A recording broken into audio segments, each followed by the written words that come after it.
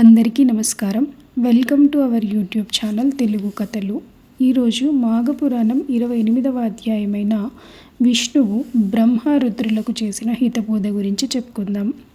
పూర్వము బ్రహ్మ ఈశ్వరులకు వాదోపవాదం జరిగింది. నేను గొప్ప అంటే నేను గొప్ప అని చర్చించుకుంటున్నారు. నేను సర్వేశ్వరుడను, 14 లోకములకు అధిపతిని నేనే అన్నాడు శివుడు. కాదు, ఈ 14 లోకములను సమస్త చరాచర జీవరాశిని సృష్టించిన సృష్టికర్తను నేను, కావున నేనే గొప్ప అన్నాడు బ్రహ్మదేవుడు. వాద ప్రతివాదములు తర్కమీమాంసలతో 1000 ఏళ్ళు గడిచిపోయినవి. ఇద్దరు వాగ్వివాదంలో మునిగిపోయినందున సృష్టి కార్యమంతా స్తంభించిపోయింది. అంతట శ్రీ మహావిష్ణువు విరాట్ రూపంతో ప్రత్యక్షమయ్యాడు. బ్రహ్మ ఈశ్వరులు ఇద్దరు సమస్త లోకములు ఇమిడి ఉన్న ఆ రూపమును తిలకించి నిశ్చేష్టులయ్యారు. సప్త సముద్రాలు, సప్త విశ్వము, ప్రకృతి, భూత భవిష్యత్ వర్తమానాలన్నీ కనిపించుచున్నాయి. ఆ విరాట్ రూపుని ఎడమ చెవిలో శంకరుడు, కుడి చెవిలో బ్రహ్మదేవుడు ఉన్నారు. ఆ రూపమునకు ఆద్యాంతాలు లేవు. సర్వత్రా తానే అయి ఉన్నాడు. అనేక వేల బాహువులతో ఉన్నాడు. సమస్త దేవాదిదేవులు, దేవతలు, రాక్షసులు, మునులు సమస్తము భగవంతుణ్ణి కీర్తిస్తూ కనబడుచున్నవి. నదులు, పర్వతములు, కొండలు, గుట్టలు, జలపాతములు సమస్తము కనబడుచున్నవి.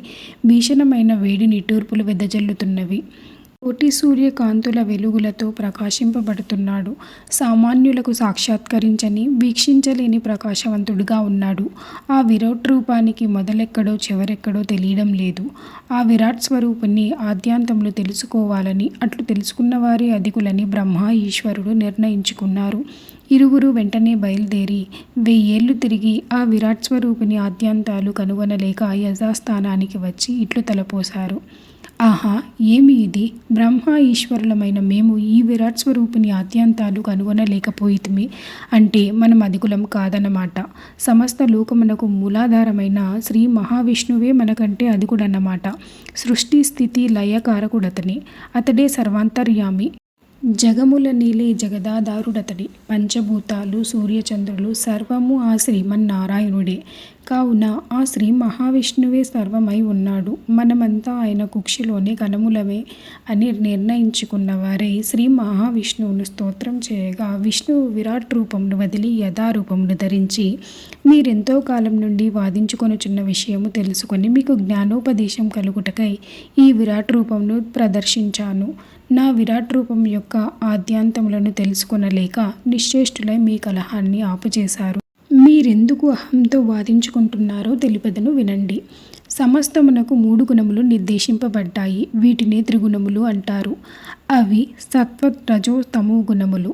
మీరు రజస్తమో గుణములు కలిగిన వారు. ఎవరైతే సత్వరజస్తమో గుణములు కలిగి ఉందరో వారే గొప్పవారు. తేజోవంతులుగా ఏకాత్మ స్వరూపునికి ఆదిలో 3 రూపములే ఉన్నాయి. అవి సృష్టి, స్థితి, లయలు. సృష్టికి బ్రహ్మ, స్థితికి నేను, లయమునకు ఈశ్వరుడికి అధిపతులుగా చేసి తిని. కావున వీరిని త్రిమూర్తులందరూ. త్రిమూర్తులను వారు 3 కాదు, ఏకస్వరూపమే. సృష్టి సౌలభ్యం కొరకు త్రిగుణాత్మక స్వరూపులైనాము. కావున మీరు వేరు, నేను వేరు అనున్నది లేదు.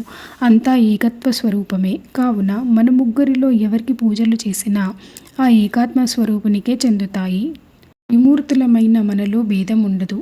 రజస్తమో గుణముల ప్రభావముచే మీరిట్లు ప్రవర్తించిరి. శాంతము నుండి చర్చింపుడు. బ్రహ్మదేవ, నీవు ఎక్కడి నుంచి ఉద్భవించినావు? నా నాభికమలం నుండే కదా. కావున నీకు నాకు భేదమున్నదా? లేదు. అట్లే ఓ మహేశ్వర, ఓంకార స్వరూపుడవకు నీ గొప్పతనమును తెలియగోరి నారదుడొకనాడు నీ మహత్యమును తెలుపమనగా నేను నీ యొక్క మహిమను సర్వస్వము వినిపించి తిని. నాటి నుండి సర్వేశ్వరుని ఘనతను నారదుడు సమస్త లోకాలకు విస్తరింపజేశాడు. ఓ సాంబశివ, నీవు శక్తి స్వరూపుడవు, త్రినేత్రుడవు, సర్వేశ్వరుడవు, ఆదిదేవుడవు నీవే, ఆత్మస్వరూపుడవు నువ్వే. బోలాశంకరుడవైన నీవే ఇంత పంతం పట్టుట తగునా? నేనే నీవు, నీవే నేను. అందుకే శివకేశవులని భక్తులు భజింతురే, పూజింతురే. నిత్యసత్య స్వరూపుడవు, నిత్యానంద రూపుడవు, నిత్యధ్యాన స్వరూపుడవు, అర్ధనారీశ్వరుడవు. నీవు కూడా నాతో సమానుడివి అంటూ బ్రహ్మకు, శివునికి ఉపదేశం చేసి వారిద్దరికీ సఖ్యత కుదిర్చి వారిని ఆశీర్వదించి పంపెను.